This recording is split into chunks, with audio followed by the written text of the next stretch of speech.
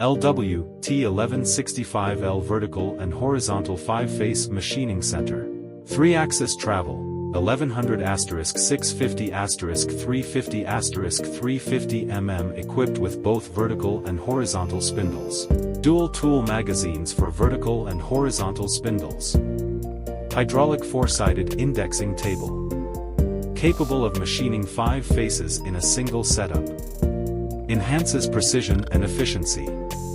Saves on labor and fixture costs. Reduces precision errors from multiple setups. Built-in dual spiral chip conveyor for quick debris removal. Reduces downtime. Lowers labor costs. Equipped with the Japanese brand FANUC 5-package system. Uses Highwind or PMI 4012 precision ball screws. RG45 precision linear guide rails. Fully enclosed sheet metal design. Widely used in the machining of box-type components. Automotive part production. 3C products. Medical devices. LED housings.